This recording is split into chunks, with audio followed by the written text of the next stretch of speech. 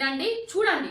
ఈ దేశ ప్రధానమంత్రి రాజీవ్ గాంధీ గారి విగ్రహాన్ని సచివాలయం ముందు పెట్టే కొంతమంది సన్నాసుల విగ్రహాన్ని తొలగిస్తామని ఈ రోజు మాట్లాడుతున్నారు.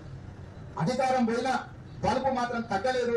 నీ బలుపు అనుగదీసే బాధ్యత ఇక్కడున్న మా కాంగ్రెస్ పార్టీ కార్యకర్తలు తీసుకుంటారు. అధికారం వచ్చిన తర్వాత అహంకారం వచ్చి బలుపు మాటలు మాట్లాడుతున్నది ఎవరు? ఎవరి ముందు ఇలాంటి బలుపు మాటలు మాట్లాడుతున్నావో ఒక్కసారి చూసుకో. ఇక్కడ ఉన్న వాళ్ళందరూ చిన్న పిల్లల ముందట ఏ భాష ప్రయోగించాలి, ఎట్లాంటి మాటలు మాట్లాడాలి అని తెలియని సంస్కారహీనుడు ఈ గుంపు మేస్త్రి.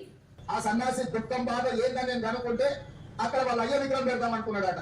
వాళ్ళ అయ్య పోయేదెప్పుడు, వీడు పెట్టేదెప్పుడు అక్కడ విగ్రహం. వాడు వీడు నోటికి ఎంత వస్తే అంత బలుపు మాటలు.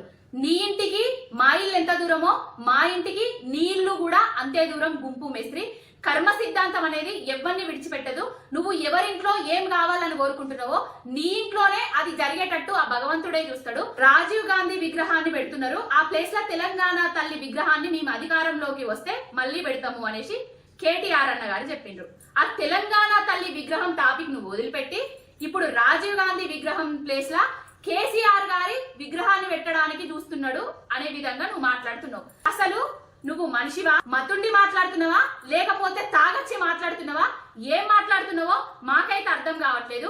మేమేమో మా తెలంగాణకు అస్తిత్వానికి ప్రతీక అయిన తెలంగాణ తల్లి విగ్రహం పెడతామని మేము అనుకుంటే నువ్వేమో దాంట్లో లేని కేసీఆర్ గారి టాపిక్ తీసుకొచ్చి ఆయన విగ్రహాన్ని పెడతారు అనేసి మాట్లాడుతున్నావు. తెలంగాణ ప్రజలను మళ్ళొక్కసారి తప్పుదోవ పట్టిస్తున్నావు. అవి ఢిల్లీకి పోయినాక మొన్న మొట్టికాయలు పడ్డాయట. అసలు ఈయన సీటుకు ఎసరొచ్చే పనుల పడ్డరు కాంగ్రెస్ సీనియర్ నాయకులు అందరూ.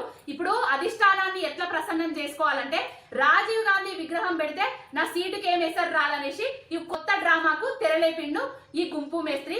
తెలంగాణ సమాజానికి, తెలంగాణకు ఈ గుంపు మేస్త్రి చాలా హానికరం. తెలంగాణ ప్రజలారా తస్మాత్ జాగ్రత్త.